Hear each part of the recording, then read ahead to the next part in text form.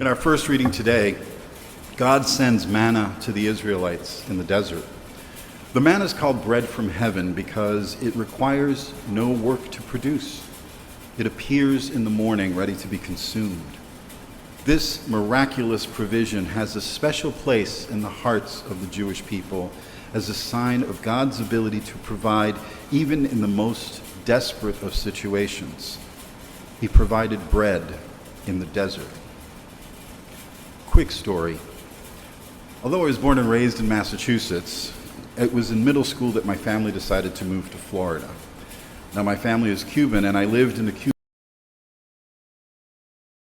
Cuban food, partly because the ingredients to make it weren't available in Massachusetts, and partly because, well, to put it nicely, my family weren't exactly foodies. So up until middle school, I wasn't particularly fond of what I thought was Cuban food. But then we moved to Florida. Of all the new foods that I experienced and enjoyed, I developed a bit of a fierce fondness for Cuban bread.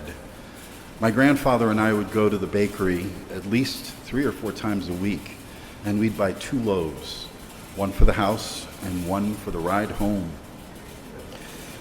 Now, when I moved back to Massachusetts after college, the one thing I couldn't get up here was Cuban bread.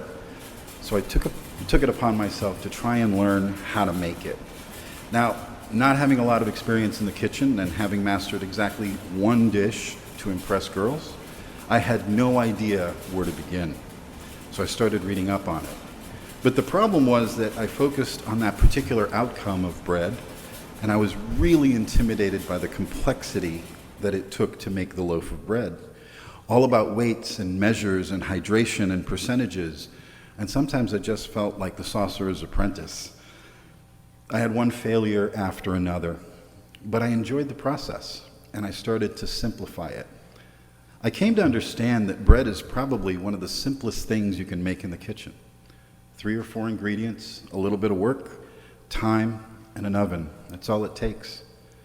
Once I had the essentials down, the rest followed neatly. I tell you the story not because it has to do with bread, that's a bonus, but because it's a metaphor for relationships. It's really easy to get tangled up in the complexities and challenges of the moment and the urgency and lose sight of the essentials. Whether it's a relationship between spouses, between parents and children, or between us and God, we can get tangled up in the needs of the moment and lose the connection to the essential nature of the relationship, love.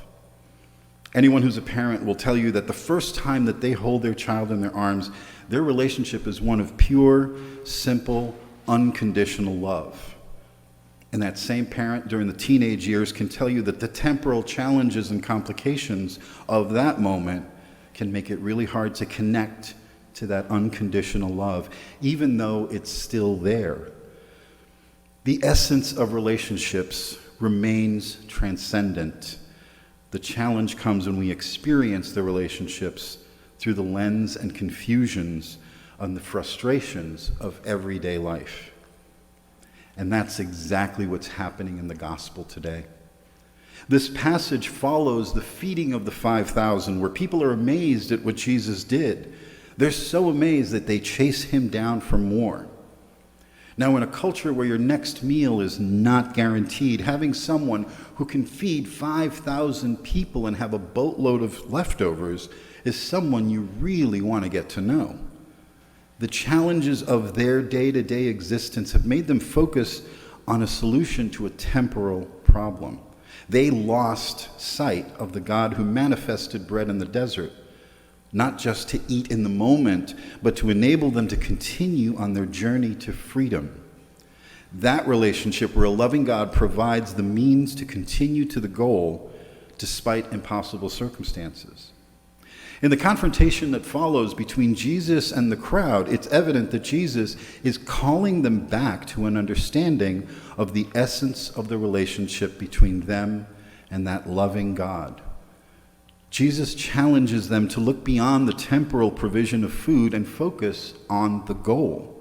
He says, "Do not work for food that perishes, but for the food that endures for eternal life." Perhaps the most resonant phrase in this passage comes from the people when they ask, "What can we do to accomplish the works of God?" This is a question I'm sure many of us, if not all of us, have asked at least one time or another, because we all have a hunger to connect to that essential relationship with our Creator. The answer that Jesus provides takes us back into the desert, to that place of desolation and hunger where our circumstances turn our minds to solutions of our own making. Jesus' answer is very simple. This is the work of God, that you believe in the one he sent. So simple, so very essential.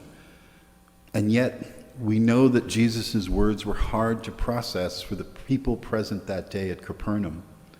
He was asking them to recognize that he was the one sent by God to restore the relationship with the Father. He is the Messiah. But the lens of their circumstances doesn't let them see that clearly, so they ask for signs. Once again, Jesus calls them back to the desert, reminding them that it was God who provided for them in the desert, not Moses. And now God is providing for them again. And he says, "I am the bread of life." We here today have the advantage of hindsight. We recognize the words of Jesus to that crowd as a foreshadowing to the words of consecration, words that we will hear in just a few minutes as we enter into the sacred space and time of the Eucharist, where we too will be given bread from heaven. During our time with the Eucharist today, it gives us an opportunity to focus on the essential nature of our relationship with God through Jesus Christ. It gives us the opportunity to deepen our understanding and appreciation of what Jesus did for us to restore our relationship with the Father. And it is an opportunity to incorporate our lived experience, our day-to-day problems, good and bad, into that essential relationship. When we have anchored ourselves once again into the love of Jesus, we're ready to extend that focus to all of our relationships. We're ready to refocus on the love that exists in each and every one of them, and to keep our eyes on that to help us through temporal challenges.